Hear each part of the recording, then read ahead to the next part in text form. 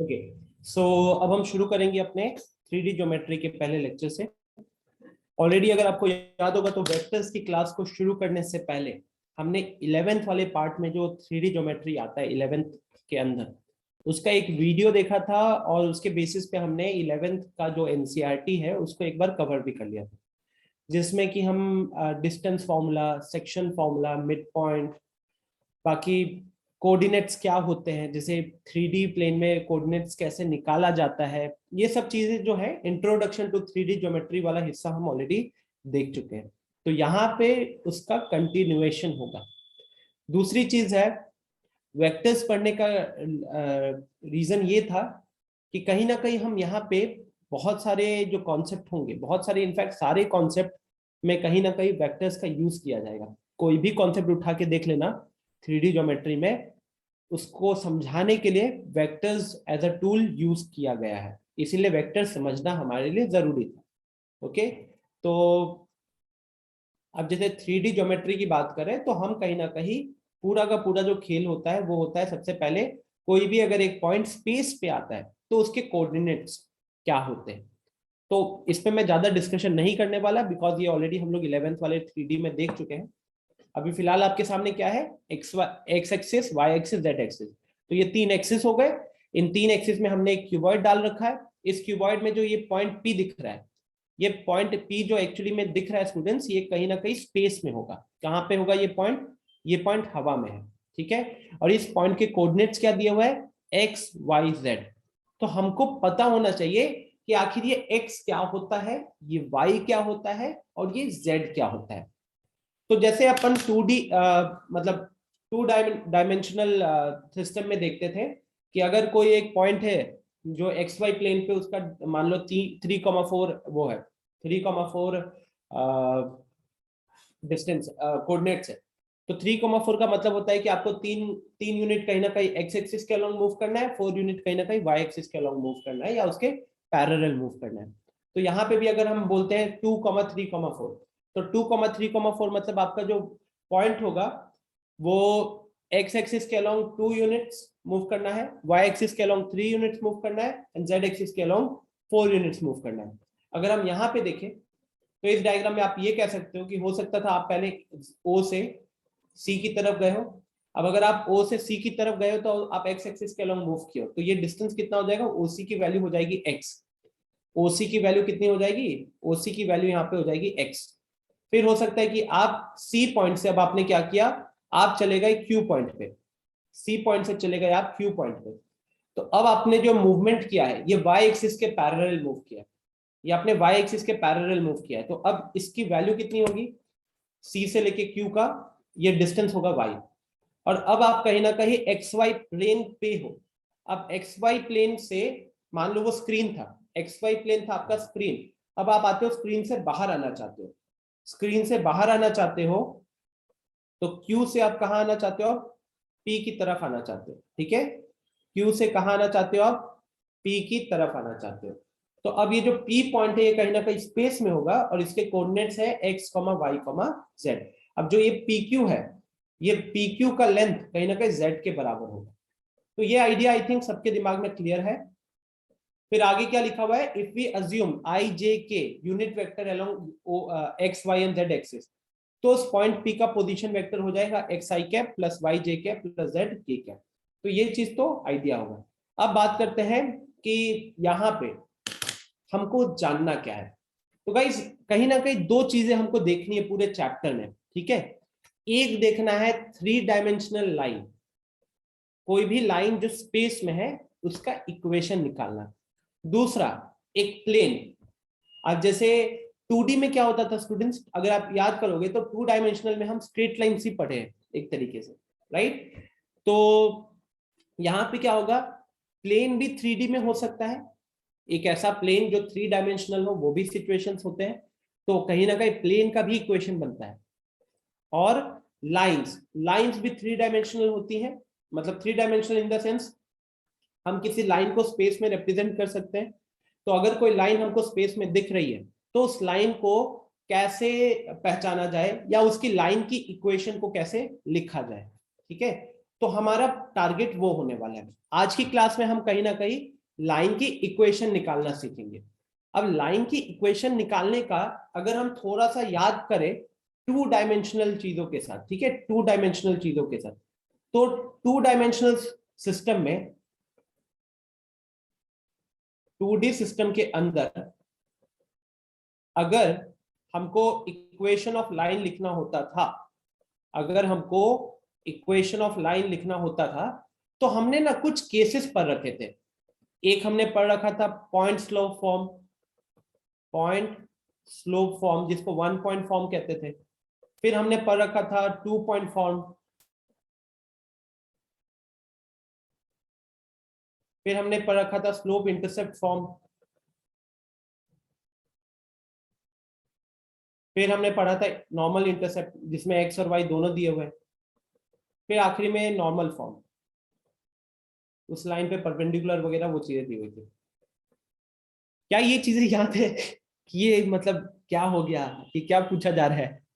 कितने लोगों को ये आइडिया है कि हाँ ये पढ़े हुए हैं?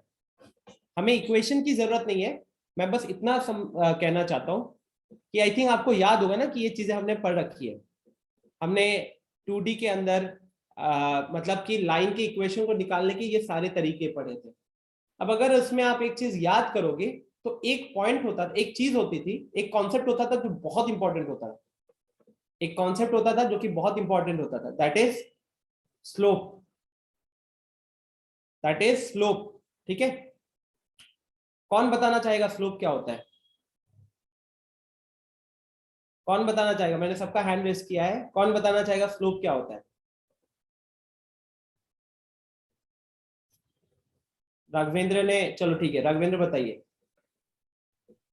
सर पॉजिटिव एक्स डायरेक्शन से एंटी क्लॉकवाइज में डायरेक्शन। Exactly, perfect. तो कोई भी स्टूडेंट्स, अगर हम यहाँ पे एक्स एक्सिस और वाई एक्सिस ड्रॉ कर ले, ठीक है, एक्स एक्सिस और वाई एक्सिस को ड्रॉ कर ले, अब जो भी लाइन होगी, जो भी लाइन होगी, हम कहते हैं कि वो लाइन अपना positive direction of x axis के साथ एंटी क्लॉकवाइज डायरेक्शन में जो भी एंगल बनाएगा, positive direction of x axis के साथ एंटी क्लॉकवाइज डायरेक्शन में जो भी एंगल बनाएगा, उस एंगल का जो टेंजेंट लोगे tan अल्फा, ये tan अल्फा की ही वैल्यू क्या होती थी? स्लोप होती थी।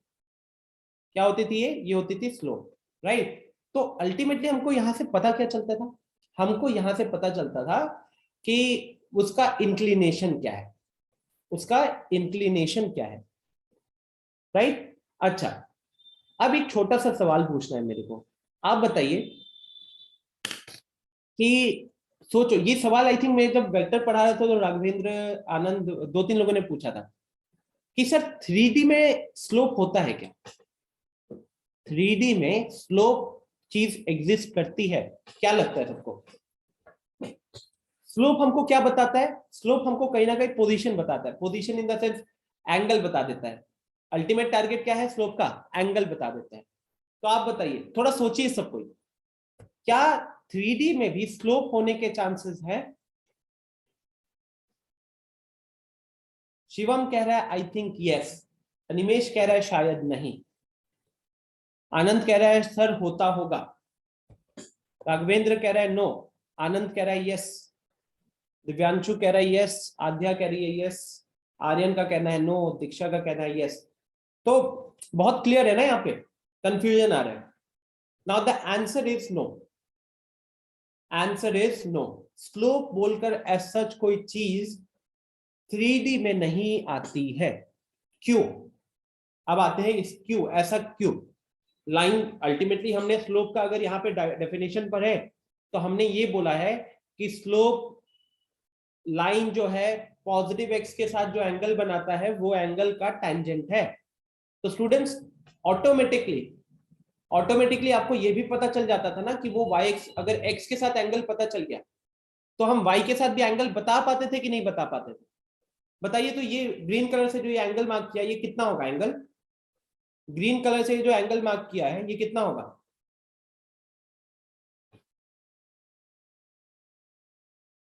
ये तो सबको बहुत क्लियरली दिख रहा है, 90 माइनस अल्फा, 90 माइनस अल्फा। तो मेरा अगला सवाल है, अगर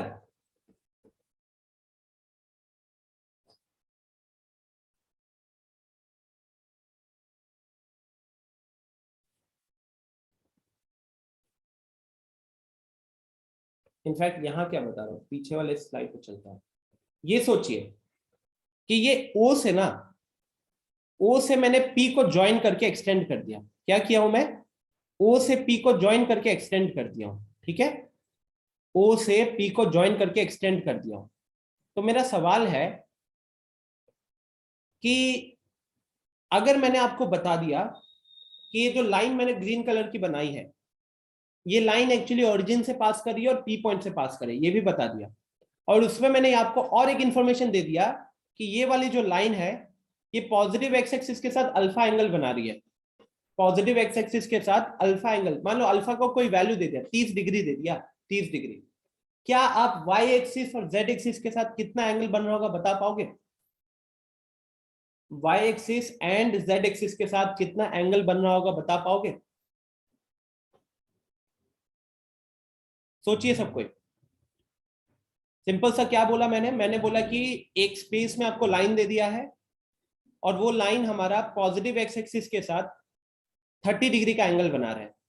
क्या आप positive y and positive z के साथ वो कितना एंगल बना पाएगा, वो कितना एंगल बना रहा होगा, क्या वो बता पाओगे आप एग्जैक्ट? जैसे हम लोग 2D में बता पाते थे कि अगर एक अल्फा है तो दूसरा 90 माइनस अल्फा है, लेकिन यहाँ पे क्या ये चीज बता पाओगे आप?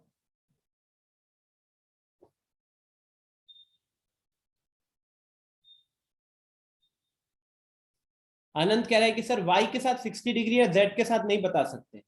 नहीं आनंद, अब सिचुएशन ही चेंज हो जाएगा। वाई के साथ भी 60 डिग्री नहीं होगा, समझ रहे हो? आप इसको ऐसे इमेजिन करो ना कि आपने इमेजिन करो फोन है आपके पास, तो आपने फोन के एक एंड में आप वो लाइन, एक एज को मान लो एक्स एक्सिस, अब उस एज के अलोंग आप अपना पेन को रोटेट कर सकते हो, ठीक है? उस एज के अलोंग, मतलब मान लो ऐसे एज रखा हुआ है और आप इसके अलोंग अपना पेन को घुमा सकते हो और वो पूरे रोटेशन में आप अपना एंगल को 30 डिग्री रख सकते हो। उस पूरे रोटेशन में आप अपने एक्स एक्सिस के साथ वाले एंगल को 30 डिग्री रख सकते हो, लेकिन एक्स एक्सिस के साथ तो कांस्टेंट होगा और वाई और जेड के साथ लेकिन क्या हो जाएगा? वाई और जेड के साथ दोनों के साथ एंगल चेंज होगा। सिचुएशन समझ पा रहे हो क्या कहना चाहता हूं? मैं कह रहा हूं कि मान लो ये आपका, ये वाली जो लाइन है, ये हमारा positive axis of positive x axis है। आपने इधर एक, आपको मैंने ऐसे पेन दे दिया, मैंने आपको एक पेन दे दिया, बोला कि इस पेन को, ये देखो ये वाला पेन हो गया ब्लू कलर से, ठीक है? ये एंगल कितना बता दिया मैंने? ये एंगल बता दिया 30 डिग्री। अब अगर आप स्टूडेंट्स इसको रोटेट करोगे इस लाइन के अलोंग, अगर आप इसको घुमाओगे, है ना, प्रॉपर रोटेट करोगे, तो एक इमेजिन करो, यहाँ पे अभी 2D में देखेंगे तो कुछ सर्कल जैसा बनेगा, ठीक है? 2D में देखेंगे तो कुछ सर्कल जैसा बनेगा ऐसा करके। इन सारे जगहों में अगर हम एक्स एक्सिस के साथ एंगल देखेंगे, मतलब मैं वैसा रोटेशन की बात कर रहा हूं जहां पे हम एंगल 30 डिग्री रख रहे हैं, ठीक है? जैसे गन्ने का रस पीते हो तो जैसे वो रोटेशन, उस हिसाब से मैं समझाना चाहता हूँ, ठीक है? तो आपकी जो ये लाइन है यहाँ पे आप 30 डिग्री ही रोटेट कर रहे हो। कितना रोटेट कर रहे हो? 30 डिग्री रोटेट कर रहे हो with respect to green line.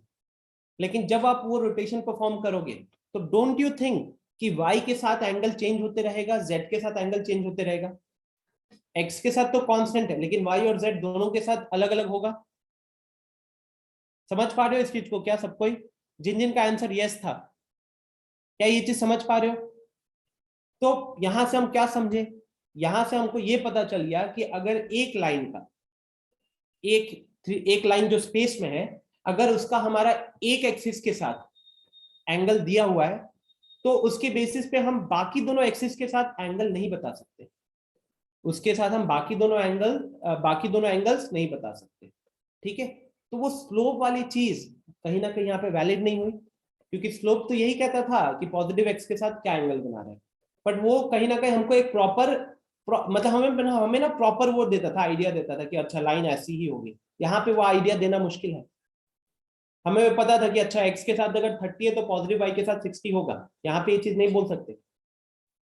So the entire situation which I want to create is कि वेक्टर कहीं ना कहीं मतलब स्लोप कहीं ना कहीं यहाँ पे काम नहीं करेगा, लेकिन यहाँ पे हम करना क्या चाहते हैं? हम थ्री डायमेंशनल में लाइन की इक्वेशन को लिखना चाहते हैं। तो अब अगर हम लाइन की इक्वेशन को लिखना चाहते हैं तो हमको क्या क्या चीजें चाहिए होंगी। तो देखो जैसे 2D में पॉइंट स्लोप फॉर्म है ना, तो यहाँ पे भी हमको पॉइंट चाहिए और स्लोप कहीं ना कहीं हमको इंक्लिनेशन देता था, तो हमको इंक्लिनेशन चाहिए। लेकिन जानते हो 3D में कौन हेल्प करेगा, स्लोप का सब्स्टिट्यूशन कौन होगा, क्या लगता है 3D में स्लोप के जगह पे कौन होगा जो आपको हेल्प करेगा? सोचिए, तो हम थोड़ा पढ़ चुके हैं उसके बारे में। Very good Raghavendra, direction cosine. Direction cosine क्यों? क्योंकि डायरेक्शन कोसाइन कहीं ना कहीं हमें एंगल्स के बारे में इंफॉर्मेशन दे देता है, एक्स वाई और जेड के साथ। समझ में आ रही है बात? एक्स वाई जेड के साथ वो हमको आइडिया दे देता है। तो हम अभी आगे पढ़ेंगे, ठीक है? अभी मैं बस आपको आइडिया देना चाहता हूं। ये जैसे पॉइंट स्लो फॉर्म है ना, तो पॉइंट स्लो फॉर्म में होता क्या था स्टूडेंट्स, कि हमारे पास 2D में जो लाइन बनी हुई रहती थी, उस लाइन के ऊपर का एक पॉइंट होता था, और वो लाइन एक्स एक्सिस के साथ कितना एंगल बना रही है वो होता था हमारे पास, या स्लोप कह लो। तो हमारे पास होता था पॉइंट, और हमारे पास होता था वो एक्स के साथ क्या एंगल बना रहा है। 3D में कैसे कन्वर्ट हो जाएगा? 3D में कह सकते हो कि हमारे पास पॉइंट अगर दे दिया है उस लाइन के ऊपर का, और हमको कुछ डायरेक्शन कोसाइन कहीं से इंफॉर्म पता चल गया, तो डायरेक्शन कोसाइन अगर हमको पता चल गया, और अगर हमारे पास उस लाइन के ऊपर का पॉइंट है ना, तो हम वो यूनिक लाइन बता सकते हैं। वो हम पढ़ेंगे अभी, ठीक है? वो हम पढ़ेंगे। तो उसको समझने के लिए एक बार हमको ये direction cosine and direction ratio of a line का फंडे को समझना पड़ेगा। वेक्टर के साथ बहुत ज्यादा सिमिलर है, मतलब 90% कह लो एकदम सेम ही है, थोड़ा सा अंतर है। वो थोड़ा सा अंतर क्या है, एक बार उसको थोड़ा देख लेते हैं। तो देखिए,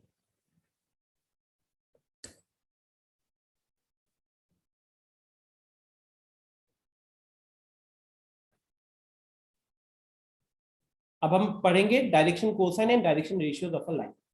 अब स्टूडेंट्स, जब हम वेक्टर की बात करते थे, तो वेक्टर होता था डायरेक्टेड लाइन सेगमेंट। वेक्टर में हमको डायरेक्शन पता होता था, हमको एंड पॉइंट पता होता था, राइट? लेकिन वो डायरेक्टेड लाइन सेगमेंट होता था, एंड पॉइंट्स फिक्स होते थे। हम यहां पे बात कर रहे 3 डायमेंशन में लाइन का, सिंपल लाइन। और लाइन का एंड पॉइंट होता है क्या? लाइन का एंड पॉइंट होता है क्या? लाइन का एंड पॉइंट नहीं होता है,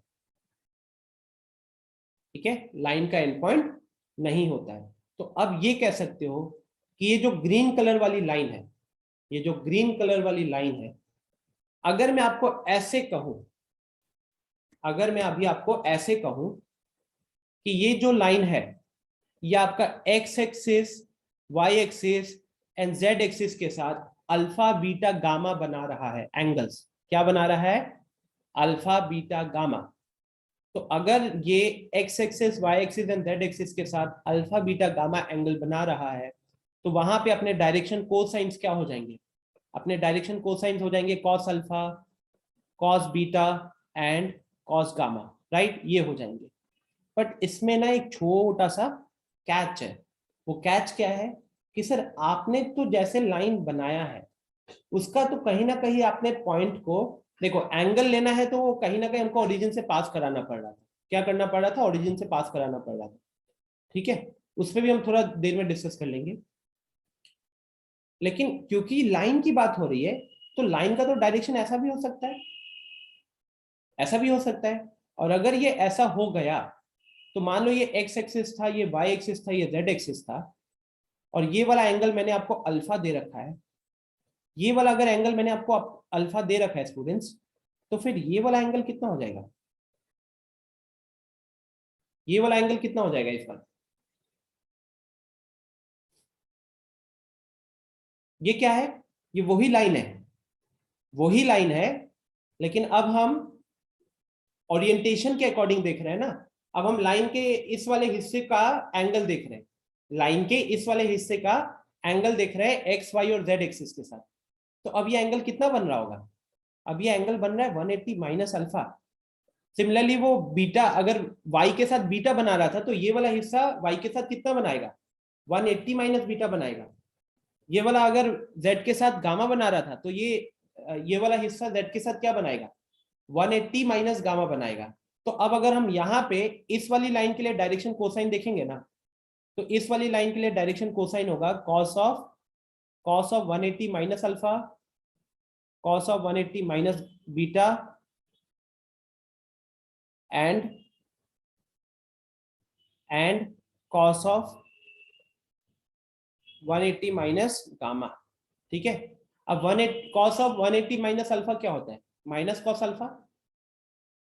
cos ऑफ 180 माइनस बीटा क्या होगा, माइनस कॉस बीटा, और ये हो जाएगा आपका माइनस कॉस गामा। अब आपको याद होगा तो cos beta cos gamma cos alpha ये सबको हमने एलएमएन का नाम दिया था, तो आपका l comma m comma n हो जाते थे। तो उस हिसाब से ये क्या हो जाएंगे, ये हो जाएंगे आपके minus l comma minus m comma minus n.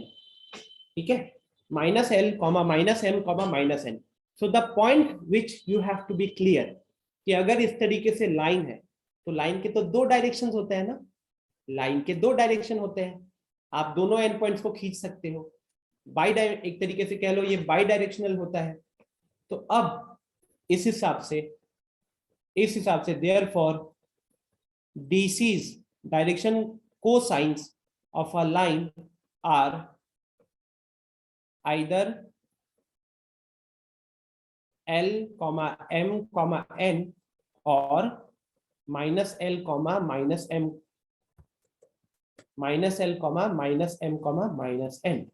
ठीक है, तो ये दोनों हमारा सेम लाइन को रिप्रेजेंट कर रहे हैं कि नहीं कर रहे हैं? ये दोनों डायरेक्शन कोसाइंस हमारे सेम लाइन को रिप्रेजेंट कर रहे हैं। टॉपिक क्या था, टॉपिक था direction cosine and direction ratios of a line. तो डायरेक्शन कोसाइन तो वही चीज है कि आपकी जो लाइन है वो एक्स वाई और जेड एक्सिस के साथ जो एंगल बना रही है उस एंगल का कॉस वो उस लाइन का डायरेक्शन कोसाइन होगा। तो अभी हमने ये सीखा, वेक्टर्स से थोड़ा अलग देख रहे हो, वेक्टर्स में सिर्फ एलिमेंट होता था, यहाँ पे क्या होगा, या तो एलिमेंट होगा या माइनस एलिमेंट होगा, minus l minus m minus n. याद रखना मैं ये नहीं लिख रहा हूं, not plus minus l plus minus m plus minus n, मैं ये वाला केस नहीं लिख रहा हूं, ये लिखना गलती हो जाएगा। क्यों, क्योंकि अभी जो मैंने जो रिप्रेजेंटेशन लगाया है उस रिप्रेजेंटेशन में ये मानकर चल रहे हैं कि मेरे अल्फा बीटा गामा पॉजिटिव है, मतलब लेट से alpha beta gamma first quadrant के, मैं ये मान के चल रहा हूं। तो इसलिए cos alpha cos beta cos gamma क्या हो जाएंगे, पॉजिटिव हो जाएंगे। तो अगर cos beta cos gamma cos alpha cos beta cos gamma अगर पॉजिटिव हो गए तो ये minus cos alpha minus cos beta minus cos gamma negative हो जाएंगे। तो या तो इस केस में जो मैंने सिचुएशन लिया, या तो मेरे डायरेक्शन कोसाइंस तीनों की तीनों पॉजिटिव है या तीनों की तीनों नेगेटिव होंगे। एंड अगर आप ये प्लस माइनस का सिचुएशन लिखोगे ना तो इस प्लस माइनस को ब्रेक करके टोटल 8 केसेस बनते हैं, टोटल 8 केसेस, मैं मतलब ये प्लस माइनस को ब्रेक करके टोटल 8 अलग अलग केसेस लिख सकते हैं। तो इसीलिए ये रिप्रेजेंटेशन से अवॉइड करना खुद को। फिलहाल हमें जो समझना है बात वो ये कि आनंद कह रहा है कि सर जेड के साथ कितना एंगल होगा बता सकते हैं। आनंद अगेन अभी मैंने इस एग्जांपल क्या लिया, मैंने बोला कि लेट, यहाँ पे एक तरीके से लेट जो लाइन है, लाइन का ये वाला जो हिस्सा है ये अल्फा बीटा गामा बना रहा है। तो अल्फा बीटा गामा बना रहा है ये मैंने आपको पहले ही बता दिया, तो उस हिसाब से डायरेक्शन कोसाइंस हमको पता चल गए। और अल्फा बीटा गामा अगर पता है तो लाइन का दूसरा हिस्सा क्या बना रहा होगा, minus l minus m minus n, ये हमको पता चल गया। ठीक है, अभी आपका सवाल यहाँ पे कंप्लीटली इररिलेवेंट है, अभी तो हमने और कुछ चीजें डिस्कस की ही नहीं है। ठीक है, जो आपका सवाल है वो थोड़ी देर बाद आना चाहिए। नेक्स्ट, तो let's discuss about direction ratios. अब डायरेक्शन रेशियोज तो सिंपल सा चीज जो पहले भी डिस्कस कर चुके हैं, direction ratios of a line। तो direction ratios of a line क्या होगा, these are numbers which are proportional to the direction cosines। क्या है ये, these are numbers which are proportional to direction cosines। तो यहाँ पे हमें कुछ ज्यादा दिक्कत नहीं होने वाली। सो छोटा सा एक सिचुएशन लिखता हूँ, late let L, M, N be the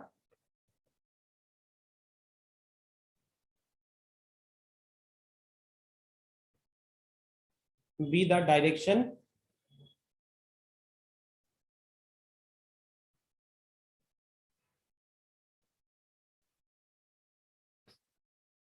यहाँ पे ऐसा अभी अनिमेश कोई मतलब एक्स्ट्रा चीज नहीं आ रही है, तो हम इसे कॉम्प्लिकेट ना करें। आई थिंक अभी जो मैं पार्ट लिखूंगा ना, जो रिलेशन लिख रहा हूँ, ये रिलेशन में भी हमें कंफर्टेबल होना चाहिए, बिकॉज ये बहुत हद तक, ठीक है, बहुत हद तक वेक्टर्स के साथ आपको सिमिलर दिखेगा। So let element be the direction cosine of a line and a, b, c be the direction ratios of the line। तो जैसे कि मैंने ऊपर डेफिनेशन लिखा है कि हमारा जो डायरेक्शन रेशियोज होते हैं वो हमारे डायरेक्शन कोसाइंस के प्रोपोर्शनल होते हैं। तो वहां से मैं एक छोटा सा रिलेशन क्या लिख सकता हूँ, दैट a by l, ठीक है, is equal to b by m is equal to c by n। और हम मान लेते हैं कि ये सब किसके इक्वल होगा, प्रोपोर्शनल मतलब रेशियो बराबर होता है ना, तो इट इज इक्वल टू के मान लेते हैं। तो इक्वल टू के मान लेंगे, तो यहां से a का वैल्यू आएगा के एल, b का वैल्यू आएगा के एम एंड c का वैल्यू आएगा के एन, ठीक है, इसका वैल्यू आएगा के एन। अब हम क्या करेंगे, हम इनको स्क्वायर करके ऐड कर देते हैं, इसको और इसको स्क्वायर करके ऐड कर दो, तो a square plus B square plus C square is equal to k square l square plus k square m square plus k square n square. इसमें से अगर आप के स्क्वायर कॉमन ले लेते हो तो ब्रैकेट में हमारे पास क्या आ रहा है, l square plus m square plus n square, ठीक है। But l square plus m square plus n square की वैल्यू क्या होती है, ये तो ऑलरेडी देख चुके हम लोग। इसकी वैल्यू तो 1 के इक्वल होती है ना, इसकी वैल्यू 1 के इक्वल होती है। तो यहां से हमारा जो पॉइंट निकल कर आएगा, that a square plus B square plus C square is equal to k का स्क्वायर। तो अगर हम के से स्क्वायर को दूसरे साइड में भेजेंगे, के से स्क्वायर को उठा के अगर हम दूसरे साइड में भेजेंगे, तो ये बनेगा आपका plus minus A square plus minus root under A square plus B square plus C square. तो ये मैं क्यों कर रहा हूँ, ये बेसिकली ये चीजें आई थिंक इसमें से कोई भी चीज आपको नई नहीं लगनी चाहिए। हमने वेक्टर में भी देख रखा है और मैंने 11th वाली 3D में भी थोड़ा बता रखा है, राइट। तो अभी तक क्या देखा हमने, यहाँ पे देखा कि एबीसी हमारे डायरेक्शन रेशियो है, एलिमेंट हमारा डायरेक्शन कोसाइन है, तो डायरेक्शन कोसाइन और डायरेक्शन रेशियो प्रोपोर्शनल होते हैं, तो रेशियो बराबर होना चाहिए। वहां से मैंने डायरेक्शन रेशियो का वैल्यू लिखा है in terms of direction cosine. अब मैंने स्क्वायर करके ऐड कर दिया है, वहां से मेरे को के का वैल्यू मिला है। के क्या था, के था उस रेशियो का वैल्यू, के था उस रेशियो का वैल्यू। तो यहां से अगर मैं आपसे पूछूं कि एल, जैसे मैंने वहां पे ऊपर लिखा हुआ था कि आपका जो ए है वो आपका एल के है, तो यहां से एल की वैल्यू कितनी निकल कर आएगी, एल की वैल्यू निकल कर आएगी ए डिवाइडेड बाई के, है ना, एल की वैल्यू निकल कर आएगी ए डिवाइडेड बाई के। अनुष्का पूछ रहे हैं sir why squaring, Anushka because squaring करोगे तो l square plus m square plus n square is equal to 1 आ जाएगा। एंड अल्टीमेट टारगेट क्या है जानते हो, अल्टीमेट टारगेट है कि अगर हमारे पास किसी भी लाइन का डायरेक्शन रेशियो दिया हुआ है, अगर किसी भी लाइन का डायरेक्शन रेशियो दिया हुआ है, तो उस लाइन का डायरेक्शन कोसाइन कैसे निकाला जाए, ठीक है। क्योंकि कहीं ना कहीं अगर हम, जो मैंने थोड़ी देर पहले डिस्कस किया कि स्लोप के जगह पे यहाँ पे हमारा डायरेक्शन कोसाइन जो है हमको बहुत बड़ा हेल्प करने वाला है, तो हमारे पास बहुत बार लाइंस का डायरेक्शन रेशियो आता है, तो हमको उस डायरेक्शन रेशियो से इसका डायरेक्शन कोसाइन निकालना आना चाहिए। तो वो रिलेशन हम बना रहे हैं यहाँ पे, ठीक है, वो रिलेशन बना रहे हैं। तो a is equal to l k हो गया, यहाँ से एल की वैल्यू a बाई के आ जाएगी, और k देखो ऊपर ऊपर दिख ही रहा है, यहाँ पे ये k दिख रहा है आप लोगों को, तो इसको मैं यहाँ पे पुट करूंगा, तो पुट करने से क्या हो जाएगा, प्लस माइनस को ऊपर लिख दिया, ठीक है। तो एल की वैल्यू फाइनली कितनी निकल कर आ रही है, एल की वैल्यू निकल कर आ रही है plus minus a divided by root under A square plus B square plus C square. Similarly m की वैल्यू कितनी आ रही है, एम की वैल्यू आएगी plus minus b divided by root under A square plus B square plus C square.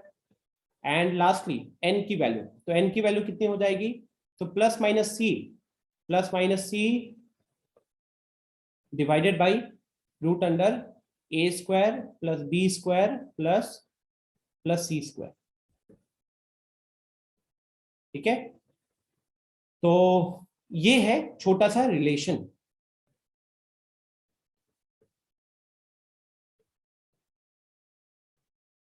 This is the relation, this is the relation to obtain DC from DR। Direction ratio से direction cosine कैसे निकालोगे?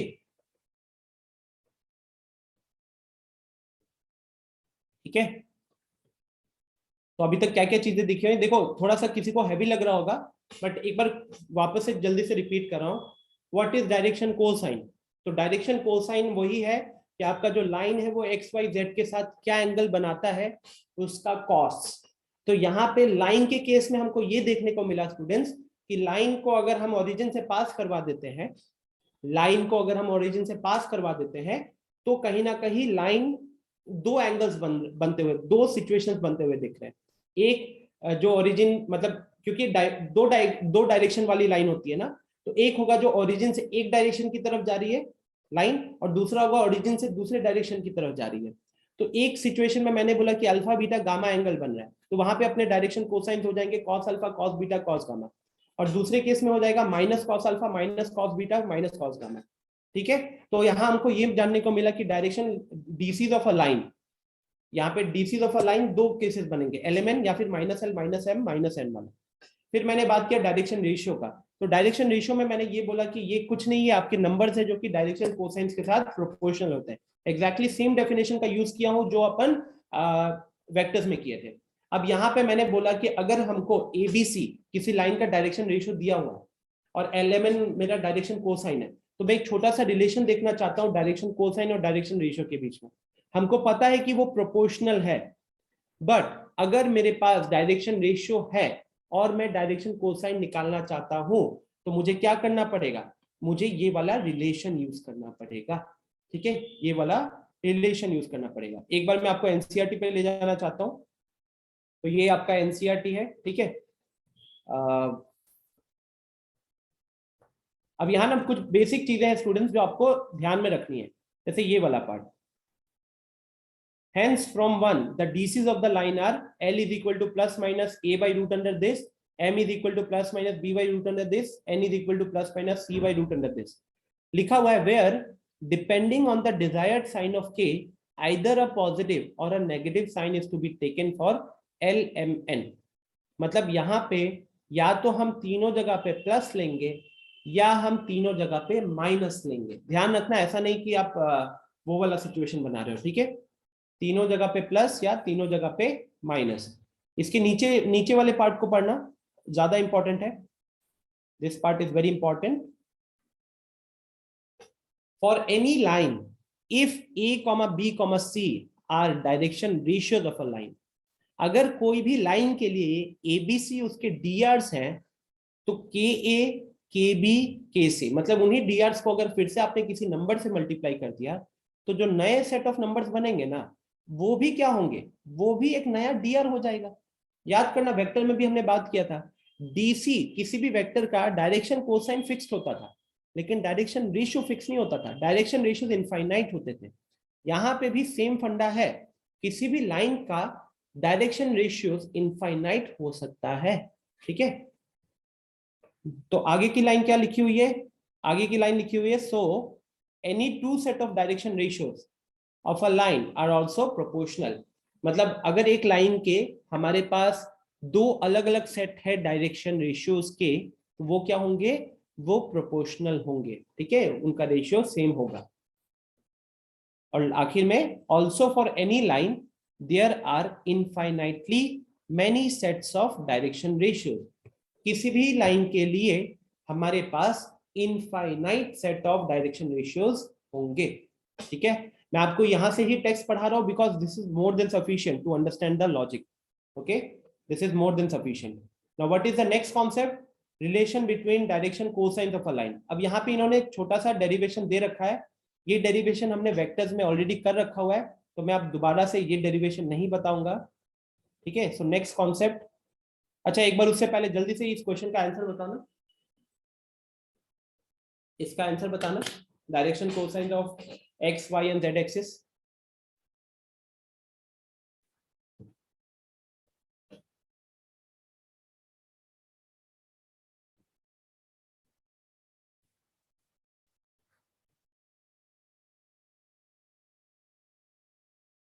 नहीं नहीं नहीं, अच्छे से लिखो, मतलब आपको एक्स एक्सिस का डायरेक्शन कोसाइन अलग लिखना है, वाई एक्सिस का डायरेक्शन कोसाइन अलग लिखना है, जेड एक्सिस का डायरेक्शन कोसाइन अलग लिखना है।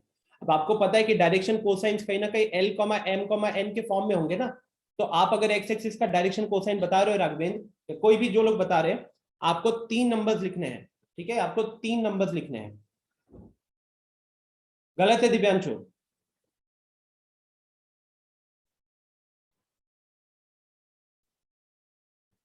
हाँ राघवेंद्र सही है, अनिमेश गलत है। एक्स एक्सिस का अलग बताना है अनिमेश, वाई एक्सिस का अलग बताना है, जेड एक्सिस का अलग बताना है।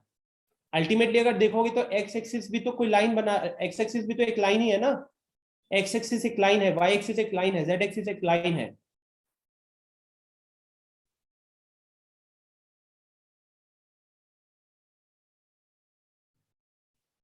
निधि सही है, मुझे 2 लोगों का आंसर परफेक्ट आया, बाकी जितने लोगों ने अभी तक भेजा है सब गलत लिखे हो, बस निधि और राघवेंद्र का आंसर परफेक्ट है।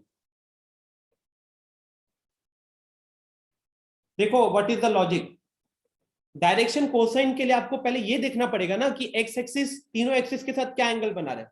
So x axis will make 0 degree with itself, x axis will make 0 degree with itself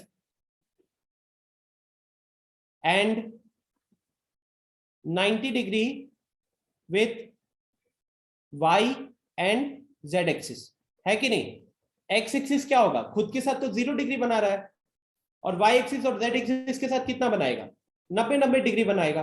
तो उस हिसाब से अगर मैं x एक्सिस का डायरेक्शन कोसाइन देखो, अभी मैंने जो 0 डिग्री 90 डिग्री 90 डिग्री ये कहीं ना कहीं डायरेक्शन एंगल मान लो, तो अब वो क्या हो जाएगा, वो हो जाएगा आपका ब्रैकेट में cos 0 comma cos 90 comma cos 90। ये सवाल पूछ रहा था, तो ये कितना हो जाएगा, cos 0 का वैल्यू 1 है और ये 0 कॉमा 0, cos 90 का वैल्यू 0 होता है, तो ये पूछ रहा था मैं। आदर्श अलग जमाने में सबका तो सेम ही होगा, फिर कैसे सेम होगा? अनिमेश सही है। y एक्सिस का अगर हम बात करें तो y एक्सिस में चेंज नहीं आएगा क्या? x एक्सिस में जैसे वो x एक्सिस के साथ 0 डिग्री बना रहा था, y और z के साथ 90 बना रहा था। y एक्सिस के केस में देखोगे तो y एक्सिस के केस में क्या हो जाएगा, वो खुद के साथ 0 बनाएगा लेकिन x और z के साथ तो 90 बनाएगा ना, तो अब वो बन जाएगा cos 90 cos 0 एंड cos 90। तो ये हो जाएगा आपका 0,1,0 और आखिर में z एक्सिस, तो z एक्सिस के केस में क्या हो जाएगा, z एक्सिस के केस में हो जाएगा कि cos 90 एंड cos 0, तो 0 0 1।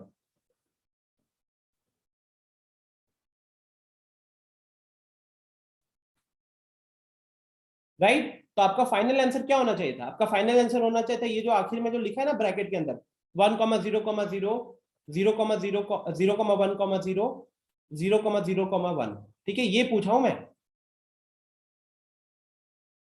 I hope this is clear, solution देखने के बाद ये सवाल क्लियर हो गया होगा। Right, let's move forward.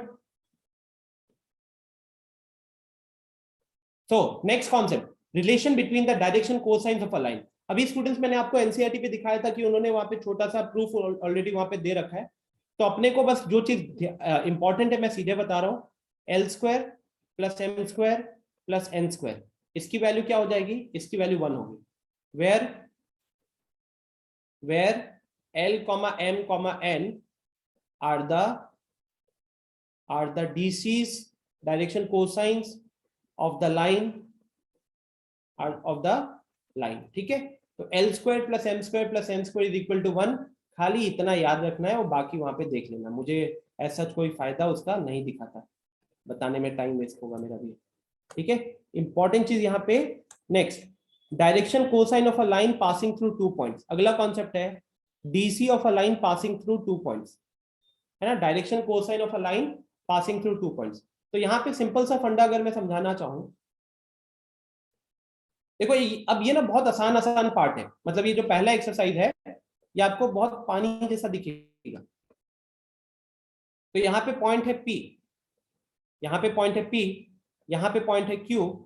मान लो P के कोऑर्डिनेट्स है x1, y1, z1।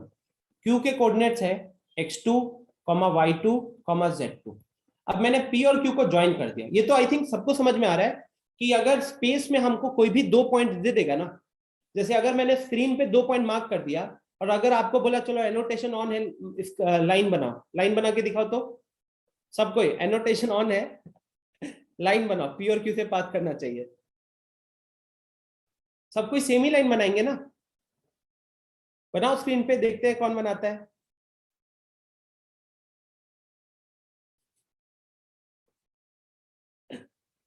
वाह, वैसे पता है ये अच्छा है, मतलब ना मैं यहाँ पे टिक टैक टो भी खेल सकता हूँ, बोर हो जाऊंगा आप लोगों से तो ऐसे कर दूंगा और आपको बोलूंगा कि चलो यहाँ पे क्रॉस लगाओ मैं यहाँ पे सर्कल लगाता हूँ अब ये सबको बंद करने का टाइम आ गया है।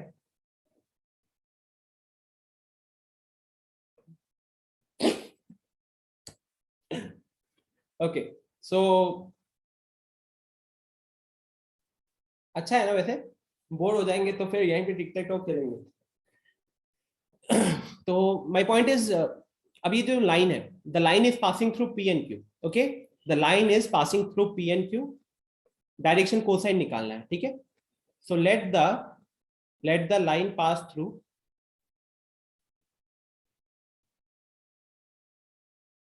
P x1, y1, x1, y1, z1 and Q x2, y2, z2।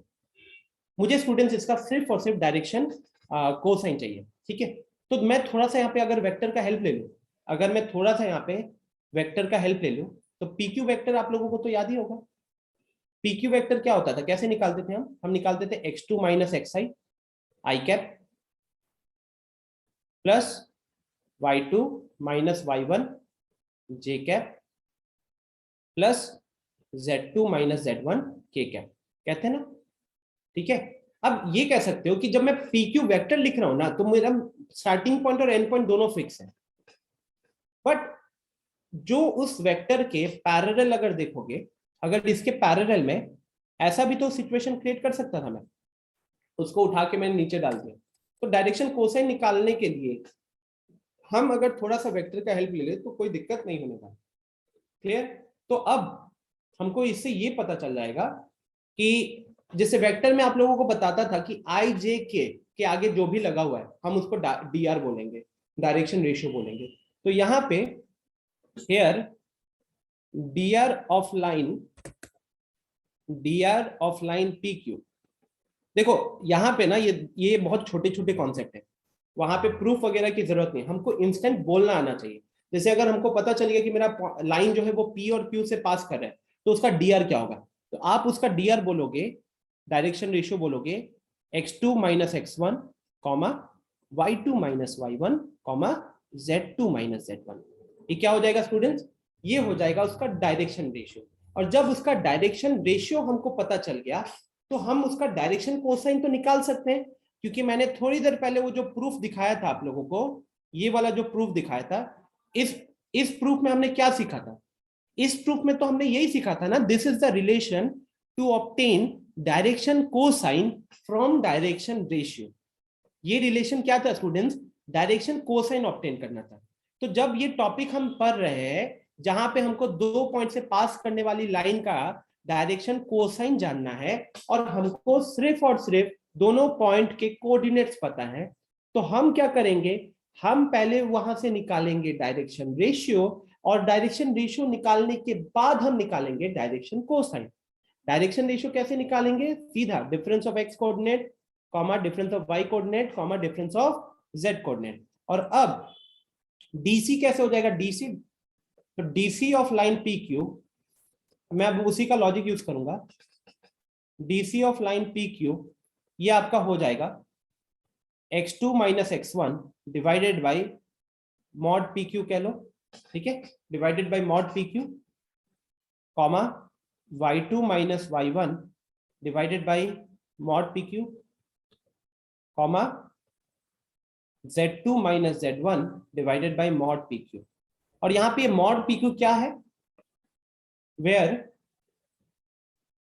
where mod pq is equal to root under x2 minus x1 whole square plus y2 minus y1 whole square plus z2 minus z1 whole square।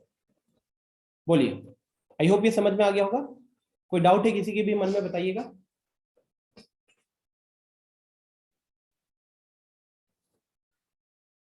कोई doubt है किसी को भी इस पे?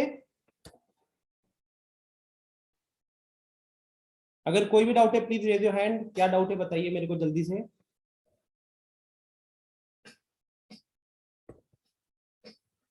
कोई दिक्कत नहीं है, ठीक है। देन इस क्वेश्चन को सॉल्व कीजिए जल्दी से। इस क्वेश्चन को फटाफट बिना पेन और पेपर चलाए भी बता सकते हो, बिना पेन और पेपर चलाए भी बता सकते हो। लेट्स से जैसे आकाश, अनम्यूट करो, मेरे को यहाँ पे डी अर्थ बताओ तो सबसे पहले क्या होगा।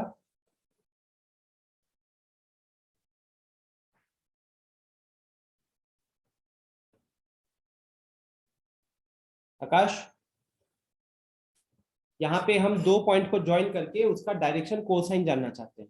तो अभी मैंने पिछले स्लाइड में क्या बताया कि पहले हम डायरेक्शन रेशियो निकालेंगे और फिर वहां से निकालेंगे डायरेक्शन कोसाइन। आकाश कहाँ हो? Yes sir. हाँ बताइए, डायरेक्शन रेशियो बताओ।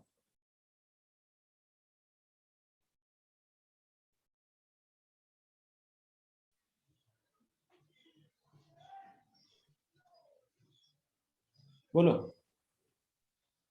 डायरेक्शन रेशियो क्या बोला था? Simply difference of x coordinate, difference of y coordinate, difference of z coordinate. तो यहाँ पे क्या दिख रहा है, आप इसको x1 x2 x1 y1 z1 यहां मानोगे और इसको मानोगे x2 y2 z2 मानोगे।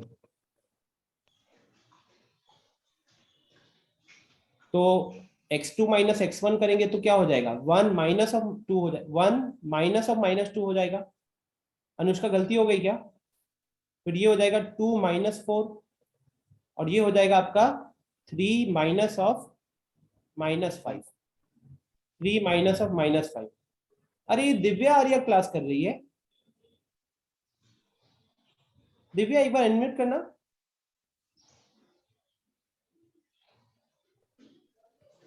Yes sir. क्या हुआ था दिव्या? मतलब आई थिंक कितने टाइम बाद क्लास कर रहे हो? इस साल में इससे पहले क्लास किए थे?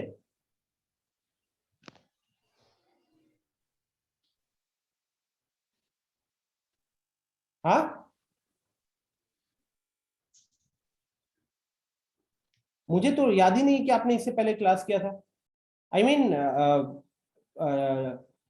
रियली यार, क्या हुआ था आई डोंट नो, बट जैसे आपने अपना इमेज बना के रखा है ऑब्वियसली कुछ इतना सीरियस तो नहीं हुआ होगा।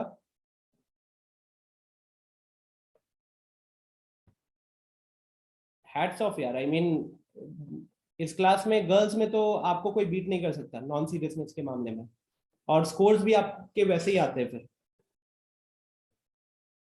सो ये अपना डीआर निकल कर आ गया, राइट। और अब हमको क्या कैलकुलेट करना है? अब हमको कैलकुलेट करना है डीसी। डीसी कैलकुलेट करने के लिए ना हमको वो मॉड निकालना पड़ता है। तो आप मान लो कि ये पॉइंट पी था और ये पॉइंट क्यू था।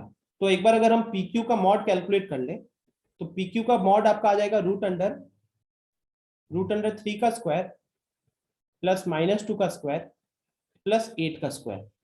तो ये निकल कर आएगा रूट अंडर 77, ठीक है। तो therefore DC is equal to 3 by root 77 comma -2 by root 77 comma 8 by root 77, right?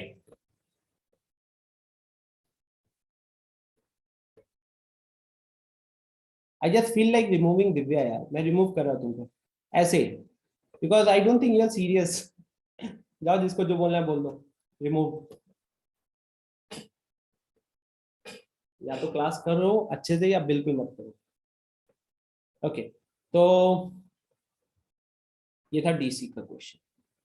अच्छा ये एक बार जल्दी से सॉल्व करना, ये जल्दी से सॉल्व करना। ग्रैंड सैल्यूट कह रहा है कोई।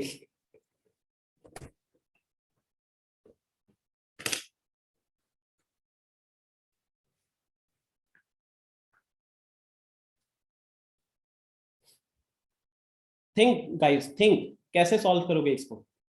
डायरेक्शन कोसाइन डायरेक्शन रेशियो से ही काम हो जाएगा, ठीक है। डायरेक्शन कोसाइन डायरेक्शन रेशियो से ही काम हो जाएगा। डिस्टेंस फॉर्मूला से नहीं करना है, याद रखो, मैं ये डिस्टेंस फॉर्मूला से नहीं चाहता हूं आप लोग करो।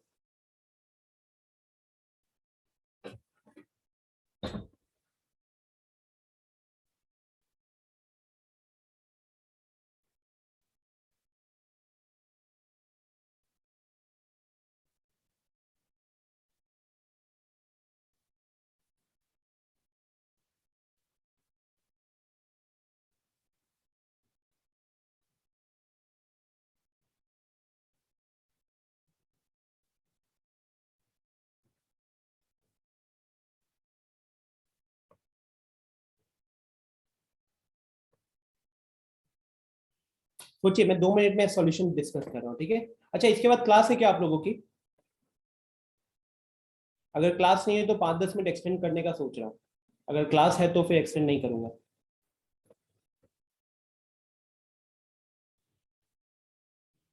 नहीं है, ठीक है।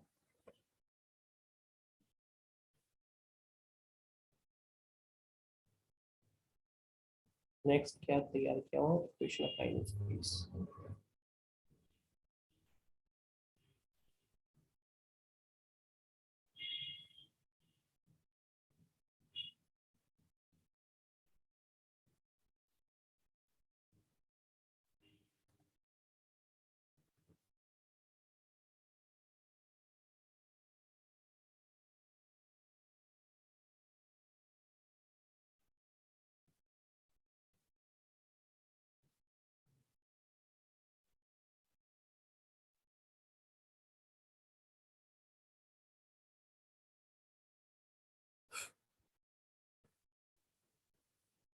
सोचिए direction cosine and direction ratio का यूज करके कैसे निकालोगे। कहीं ना कहीं जो अभी हम डिस्कस किए थे ना, 2 पॉइंट को ज्वाइन करके डायरेक्शन कोसाइन निकालना, उसका हेल्प लेके देखो, तो उसका हेल्प लेके देखो।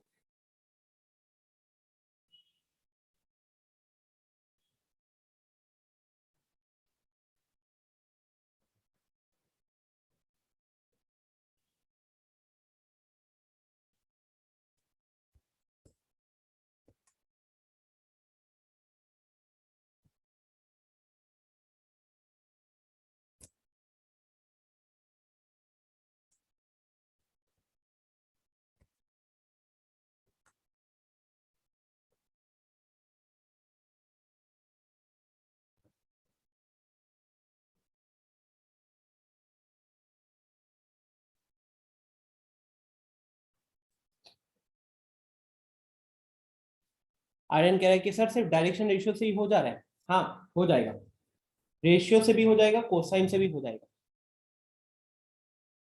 अभिषेक कह रहा है कि sir A B and BC को ज्वाइन करके हो जाएगा। मतलब क्या आप ये मीन कर रहे हो कि ए बी सी को प्लॉट किया और उसको ज्वाइन करके दिखा दिया?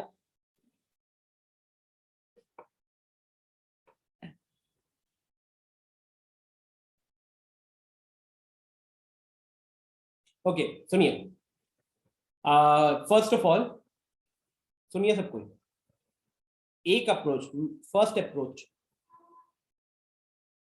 तो जो फर्स्ट अप्रोच है ये अपन डिस्टेंस फॉर्मूला से तो कर सकते हैं, है ना।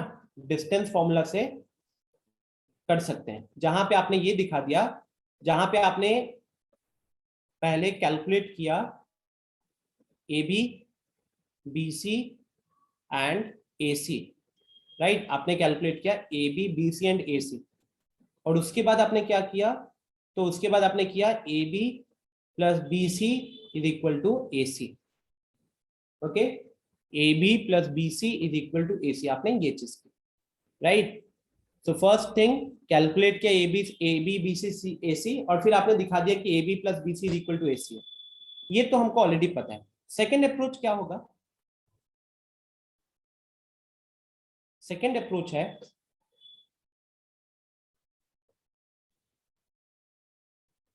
जहां पे हम कैलकुलेट करेंगे, calculate the DRs, direction ratio, calculate the direction ratio of AB and BC. In fact ये NCERT का एग्जांपल था, तो मैं सीधे लिखने से अच्छा मैं आपको NCERT में दिखा देता हूँ. हाँ, तो ये देखो एग्जांपल नंबर 5 है. ठीक है, तो आप देख सकते हो सेम क्वेश्चन है, सेम कोऑर्डिनेट सेम है. तो क्या किया है, पहले कैलकुलेट किया है AB का डायरेक्शन रेशियो. तो AB का डायरेक्शन रेशियो आ रहा है कितना? AB का डायरेक्शन रेशियो आ रहा है -1 -5 7. उसके बाद कैलकुलेट किया गया है BC का डायरेक्शन रेशियो. BC का डायरेक्शन रेशियो आ रहा है 2, 10, -14. अब अगर आप यहाँ पे रेशियो लेते हो ना, रेशियो लेते हो, जैसे देखिए अगर आप इसका रेशियो लेते हो तो कितना आ रहा है? -1/2. अगर आप इसका रेशियो लेते हो कितना आ रहा है? देखो -1/2. और अगर आप इसका रेशियो लेते हो तो यहाँ पे भी कितना आ रहा है? -1/2. तो अब इस स्टेटमेंट को पढ़िए. It is clear that direction ratio of AB and BC are proportional.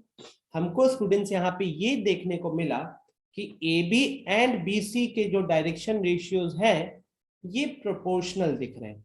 लेकिन अगर दो लाइंस का डायरेक्शन रेशियो प्रोपोर्शनल आ गया, इसका मतलब दोनों लाइंस पैरेलल होंगे.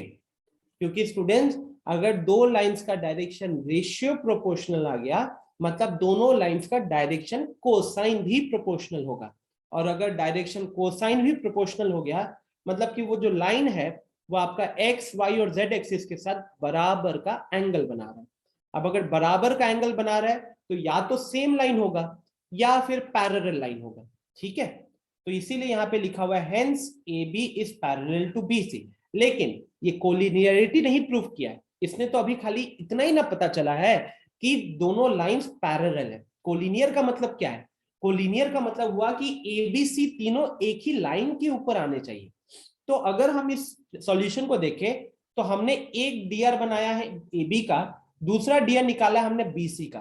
तो ये B पॉइंट तो कॉमन है ना. अब या तो स्टूडेंट दो ही सिचुएशन हो सकता था, या तो आपका ये लाइन पैरेलल हो या फिर ये लाइन सेम हो. लेकिन अगर लाइन पैरेलल है तो पॉइंट सेम हो सकता है क्या? B पॉइंट दोनों जगह पे आ रहा है, B पॉइंट दोनों जगह पे आ रहा है. ये तो बिल्कुल नहीं हो सकता कि ये आपका AB है और ये आपका BC लाइन है ना. तो इससे क्या पता चल जाएगा? But point B is common to both AB and AC. हमारा जो पॉइंट B दिख रहा है कि AB और BC दोनों पे कॉमन है ना. और अगर दोनों पे कॉमन है इसका मतलब क्या आपको इंफॉर्मेशन मिल जाएगी कि इस हिसाब से फिर तीनों ही पॉइंट कहां पे आएंगे? तीनों ही पॉइंट एक लाइन के ऊपर आएंगे. Yes Divyanshu, yes. ठीक है आद्या, सिर्फ डायरेक्शन रेशियो को प्रोपोर्शनल करके हम इतना ही प्रूफ कर पाएंगे कि हमारी जो लाइन है AB लाइन और BC लाइन ये पैरेलल होगी. कोलिनियर प्रूफ करने के लिए हमने क्या किया? कोलिनियर प्रूफ करने के लिए हमने ये दिखाया कि जो दो लाइंस प्रोपोर्शनल आए हैं उसमें एक पॉइंट सेम आ गया. और अगर एक पॉइंट सेम आ गया तो लाइन पैरेलल तो नहीं हो सकता. लाइन पैरेलल नहीं हो सकता मतलब कोइंसिडेंट होगा. कोइंसिडेंट मतलब ओवरलैपिंग. ठीक है, सेम लाइन, सेम लाइन. क्या ये लॉजिक समझ में आया? This can be a perfect 2 mark question. जो लोगों को देखना है ना ये क्वेश्चन पे क्यों मैं फोकस कर रहा हूं, अभी 2 नंबर का परफेक्ट क्वेश्चन बन गया है जो आपके सैंपल पेपर के हिसाब से.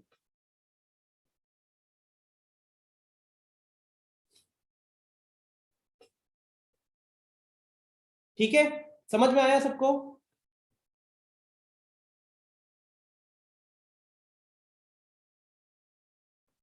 अच्छा क्वेश्चन था. आई मीन लॉजिकली देखोगे okay direction ratios are equal proportional, मतलब लाइन पैरेलल है, लेकिन अब जिन दो लाइंस का हम डायरेक्शन रेशियो देख रहे थे उसमें दोनों में एक पॉइंट सेम आ गया, पॉइंट सेम आ गया मतलब कोलिनियर निकल जाएगा, पॉइंट सेम आ गया मतलब कोलिनियर निकल जाएगा। ठीक है, तो आई थिंक इसी के साथ हम आज की क्लास को एंड करेंगे। वैसे मैंने नेक्स्ट कॉन्सेप्ट है equation of line in space, उसमें थोड़ा टाइम लगेगा आई थिंक, मतलब थोड़ा ज्यादा लग जाएगा। तो एक्सरसाइज 11.1 आपका होमवर्क है, कल हम 11.2 शुरू कर देंगे। ये जो है ना equation of line in space, ये कल शुरू करके कल ही के कल खत्म हो जाएगा। ओके, कल के कल शुरू होकर कल ही खत्म हो जाएगा ये, मतलब 11.2 की बात कर रहा हूँ। पूरा तो शायद नहीं होगा, ये बच जाएगा, शॉर्टेस्ट डिस्टेंस बच जाएगा, 3 टॉपिक खत्म हो जाएंगे, 3 कॉन्सेप्ट खत्म हो जाएंगे। हाँ हाँ निमेश, ठीक है। तो बड़ा सिंपल था आज का क्लास, ज्यादा कुछ आपके लिए नया नहीं होगा। बहुत हद तक 11th वाली 3D एंड वेक्टर्स का ही कॉम्बिनेशन दिखा होगा आज की क्लास में। कल से हम बहुत कंप्लीटली नया पढ़ेंगे, ठीक है, कंप्लीटली न्यू। मेक श्योर करना कि आज आप पहला एक्सरसाइज को सॉल्व कर लो। पहले एक्सरसाइज से हमेशा, मतलब ऐसा नहीं कि कभी कभार, हमेशा 1 मार्क का क्वेश्चन कम से कम रहा है बोर्ड में। तो उस हिसाब से आई एम एक्सपेक्टिंग कि एक्सरसाइज 11.1 से 2 नंबर का क्वेश्चन अब बहुत इजीली मेरे को दिख रहा है, एक आएगा ही आएगा फॉर श्योर। ठीक है, चलो फिर ending the class here, thank you everyone, मिलते हैं कल टॉपिक को खत्म करते हैं कम से कम।